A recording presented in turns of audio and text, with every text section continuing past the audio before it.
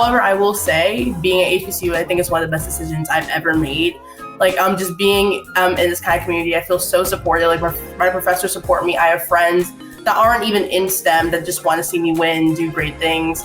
Like I just have consistent likes on my LinkedIn. Like all my friends just go there and support me. So I definitely do think it was a great decision coming here, and I'm glad that I did cross paths and decide to go to HBCU, even if it was blindly in the beginning. Well, you're not the only one. I have many. So I'm from South, so I know about HBCUs.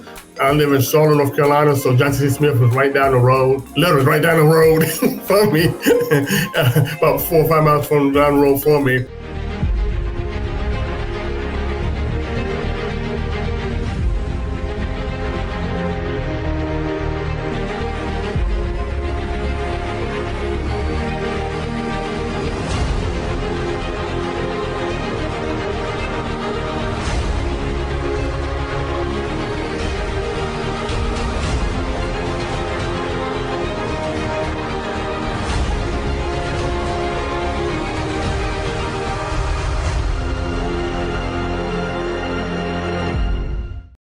Everyone, welcome to the Career Education Learning Center podcast. I'm your host, Mitchell Rivers. I am TE today. What is TE? I am thrilled and excited to have Charlie Sconiers on our show today. She is a sophomore at Howard University, majoring in biology and mathematics. How are you doing today, Charlie? I'm doing well. Thank you for asking. What about you? I'm doing fantastic since you decided to come on our show. Oh, man, thank you so much for coming on today. Yeah, of course. No problem. I'm excited to be here. So that's fantastic. Well, Charlie, let's get to know you a little bit. Tell the audience a little bit about yourself and your future career plans. Of course. So yeah, my name is Charlie Sconiers. I'm a sophomore honors biology and mathematics double major and chemistry minor at Howard University. And after I graduate, I hope to go to graduate school and pursue a career as a physician scientist. So after graduation, I want to get MD, PhD, either in neuroscience or biostatistics, or hopefully just an integration of both. I just definitely want to integrate math in there somewhere. So yeah. So you want to integrate math in there, huh? Something that most people like myself do not like to do at all. And ladies and gentlemen, I told Charlie earlier that my brother was a math major and he's a math teacher now. So math has never been my forte, you know. So when you was in high school, did you always want to go to an HBCU? I'm going to be completely honest. I didn't really have much knowledge on them because both my parents went to PWIs, and I'm from Queens, New York. So like, I guess like down south, there's a little bit more like information about them, but up north, I didn't really hear about them. I only heard about them like my senior year when I was kind of making a finalist and packing it in. And then I found Howard because it was the #1 HBCU, and specifically Howard just caught my eye because they have a very good biology program, and just it being so close to New York as well, just being right there in DC. It's like a 3-hour bus ride, which is, I'm from New York, like I used to commute an hour and a half to get to school, so that's not that bad for me. So it definitely caught my eye. I did my personal research, but I will say that I kind of wasn't like, oh, like I want to go to HBCU. Just Howard specifically as a university really caught my eye. Like the only 2 HBCUs I applied for were Howard and Spelman. However, I will say being at HBCU, I think it's one of the best decisions I've ever made. Like just being in this kind of community, I feel so supported. Like my professors support me. I have friends that aren't even in STEM that just want to see me win, do great things. Like I just have consistent likes on my LinkedIn. Like all my friends just go there and support me. So I definitely do think it was a great decision coming here, and I'm glad that I did cross paths and decide to go to HBCU, even if it was blindly in the beginning. Well, you're not the only one. I have many. So I'm from South, so I know about HBCUs. I live in Charlotte, North Carolina, so Johnson C. Smith was right down the road, literally right down the road from me, about 4 or 5 miles from down the road from me. But yeah, I grew up knowing HBCUs. I lived in Statesville, North Carolina, so I was right near one called Livingstone College. And so I kind of grew up with my mom and dad. Mom went to A&T and my dad went to North Carolina Central. So I kind of grew up around the HBCUs and that experience, and that great experience. Ironically, Charlie, I did the opposite. Me and my brothers, I had 3 other brothers, none of them went to HBCUs. So we did the opposite. So we all went to different colleges. I went to community college first, and then I went to UNC Pembroke. And my other brother went to various colleges throughout the country. So it just, I guess you grow up one way and do something totally opposite, especially if you're around it a lot. You want new experiences, right?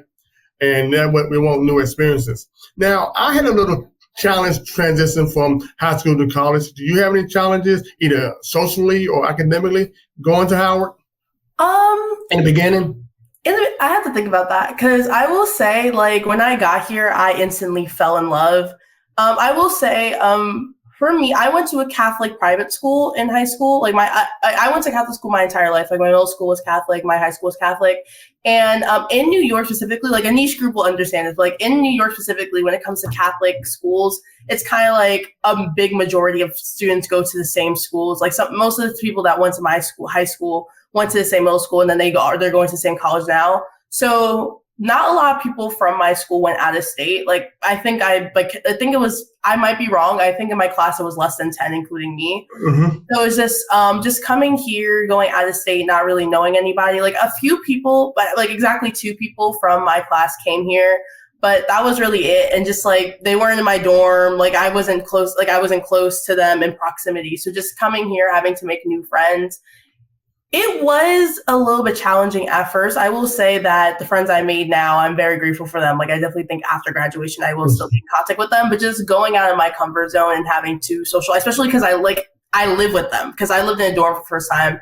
Just living in a dorm, having and I had a communal my freshman year, just like waking up, brushing my teeth to a bunch of strangers. Like it was a little uncomfortable at first, but I definitely do think it made me more social. I have spoke to my friends and they said that I definitely became more extroverted, and that I'm very grateful for that because in the field that I want to go into, like I would say like every other weekend I go to an out-of-state conference, and like you need to know how to talk to people, to present your posters, to just transfer information to other people. So I definitely do think that being more extroverted, being more comfortable talking to people, in lack of better terms, just a conversation. It's not that deep. Talking to someone new, it's not that deep. Like it's literally just talking. Just getting that mindset has really helped me. And then academically, I will say the opposite happened where it's like, although the curriculum did become a little bit harder, I definitely do think that academically, I have beyond flourished. Like as soon as I came here, I fell in love because in my high school that I went to, there was a very good support system, but unfortunately with academic clubs in the school, there were not that many. So when I came here and there were just like, there was a organization fair within like the first few weeks. And like, I saw how many organizations were here, how many societies, how many just different types of opportunities there were. I took advantage of it. And I was just very happy to have the resources because I would say like I didn't have the resources for a very long time. And I definitely do think that's what made me so involved in my school because I just took advantage of resources I didn't have before. So I kind of was known for just doing everything because I could. So I definitely do think that just the stuff that Howard offers has benefited me directly. It was a little bit rough of a transition, I guess. Just like time managing now that I have because I didn't have to deal with having this many opportunities before. So time managing, like putting everything on the plate is cool, but then eating it afterwards, that's where So just time managing, just having a concise schedule after already making these full-time commitments, I would say that was the roughest part. But I think I don't think that's a big issue to have. Like I'm very grateful for the opportunities I have received. So. Yeah, I mean, most freshmen coming in, I mean, I remember I asked someone earlier, about 90% or 95% freshmen, the hardest thing for them to learn is time management, right? Because we come from an environment to where our parents or guardian, either one that you have growing up, is telling us what to do, when to do it, how to do it, and everything else, right? Be here, be there. And so they kind of like hold your hand when you're in high school. You go to college, it's like a totally different atmosphere, And I went from college to the military, high school to the military. By the time I graduated that next week, I was in the military. I went to basic training because I was on reserve. And so I really got shell-shocked, Charlie. You're talking about shell-shocked. You try ask anybody who went from high school to the military, that was really shell-shocked. And so that time management, being on your own, nobody telling you when to go to class, nobody telling you when to get up. I mean, they're just proud of it. But one thing you said, which I didn't do, which I should have done, is that you would emerge in the programs at Howard when you got there. For our students who may be watching, how much was that important to you to get immersed in the programs and start, networking and just get comfortable, become part of the school in the beginning?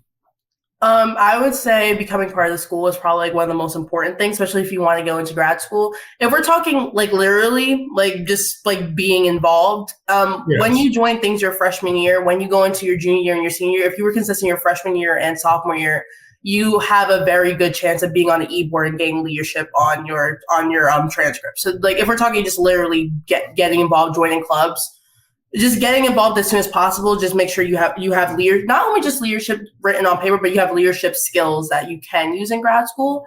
And then just on a personal level, just joining a lot of extracurriculars is how I made most of my friends. Mm-hmm. And not even just friends, just like I made friends that like I hang out with on a personal level, like people that I enjoy being around. But I also made like connections with like-minded people that are interested in the same field as me, that have the same work ethic as me. And I think like it's so important to be around people that have similar goals to you, because you push each other, and it's almost motivational. It's motivational to see that someone else has the same goals as you, and it's kind of like a system where, like, say you study with this person, like you push them to go further, and they push you to go further. It's an accountability thing.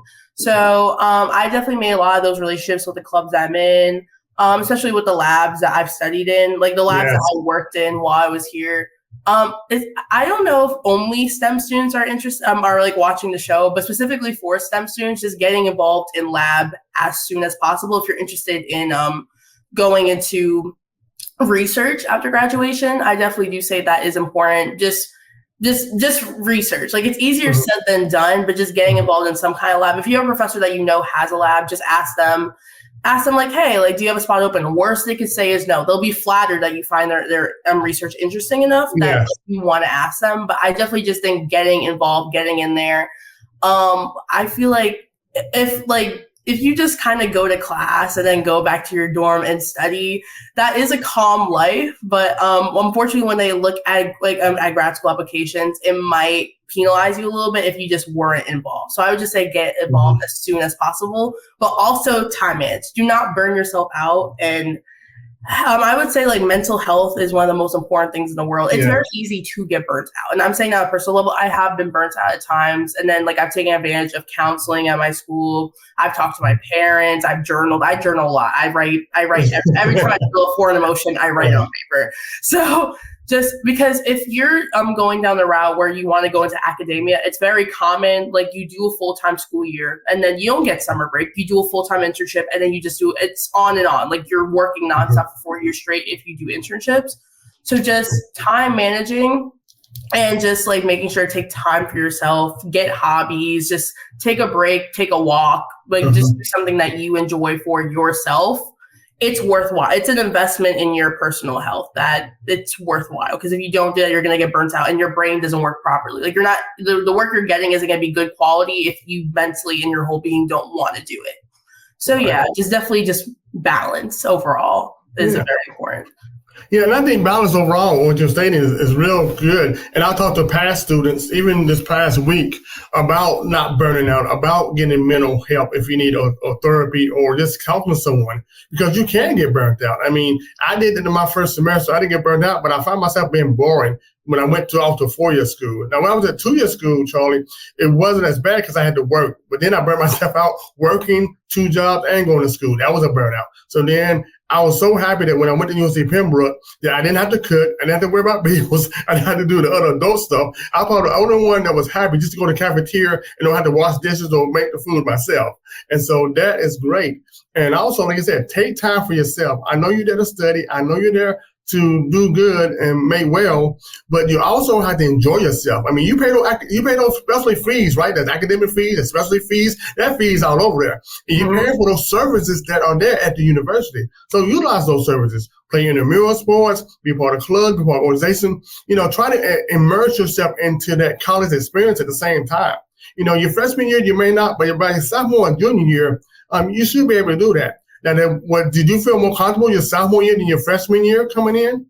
Yes, definitely. Just because I worked very hard my freshman year. I would say that the work ethic I had my freshman year was probably the strongest work ethic I've had in my life. So if I were being completely honest, for me, I would say my sophomore year was kind of easier in comparison because of the foundation I set for myself my freshman year. People already knew me. People already knew my work ethic, and people saw my grades my freshman year. So I was just getting these opportunities because people knew like what I was capable of. So like, and I would say freshman year for me was probably the hardest time because you have to make a name for yourself. You have to set the foundation. Like if you're slacking your freshman year, your professors, because professors talk, the people in your department talk, especially especially with a small department. So like your freshman year, if you're slacking and just like, you're not putting work in or you just make a negative impression, when you come back or when you're applying for grad school and you're asked for recommendation letters or like you're asking for, like if you're applying for programs, if your name is recognized in a bad way, unfortunately, you have to put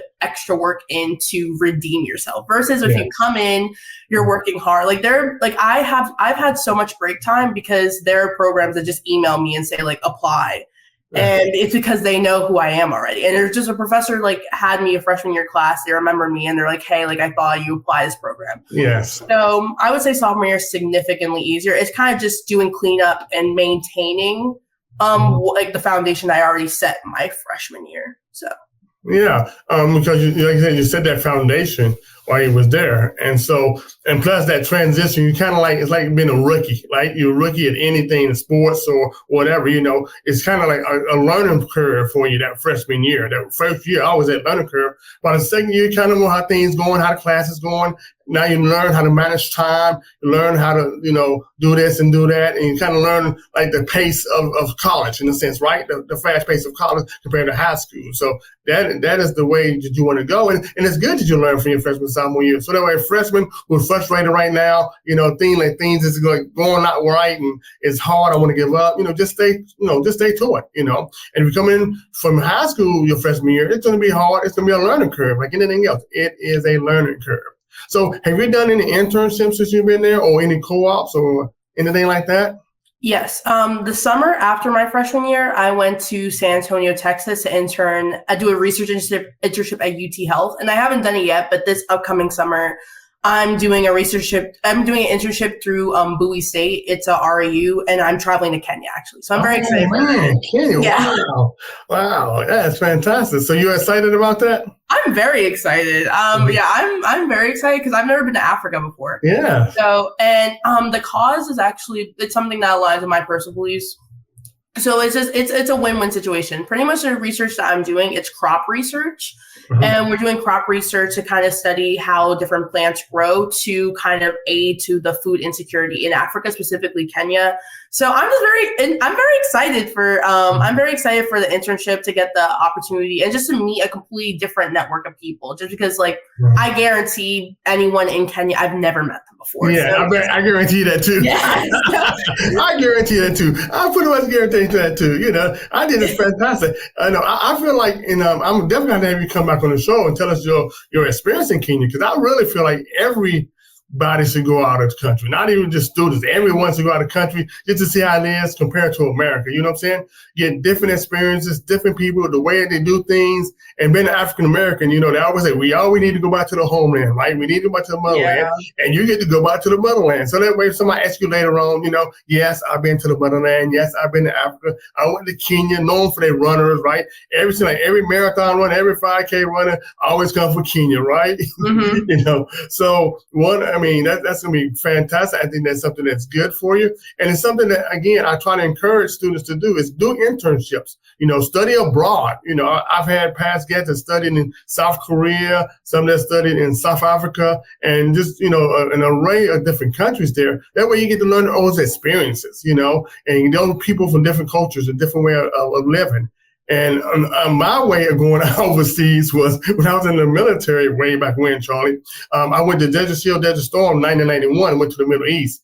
Totally different way of thinking, totally different way they do things. And so coming from a predominantly Muslim country where they do things differently, things are scored differently, but just truly unique people, truly special people. And you find out that people all over the world are the same, loving, caring, want the best for their children, want the best for their kids, and just really want to live a good life. And it breaks down any barriers that you may have, any stereotypes. So I think that's one thing you're going to learn about Kenya. All those stereotypes that we may have inside of us or been taught by us or by our media, especially here in America. some of the negativities about Africa. I think it's going to be dispelled from what I hear from people who's traveled to Africa.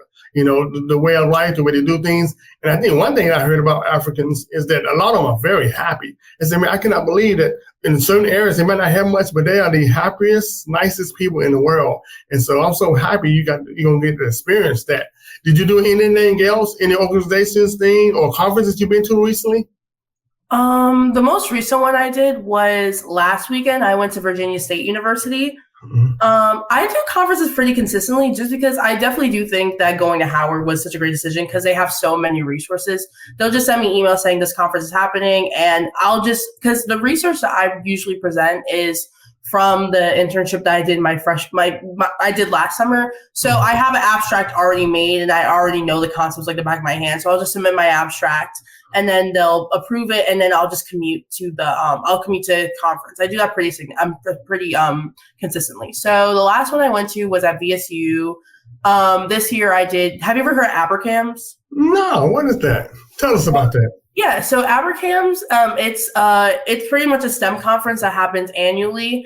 It was in my fall semester, but this year it was in Phoenix, Arizona. I believe, don't quote me on this, I believe next year it's going to be in, I want to say Philadelphia. I might be wrong, but I know it's a little bit more local, but it happens every year. And it's just STEM research. I've seen mathematics research, data science. It's just STEM research. Minorities are just interested in research. They all come together. They present their research. There's job recruiters there. It's just it's a great opportunity. The first year that you can do it is your sophomore year. So I did it this year. I really enjoyed it. I plan on going next year again.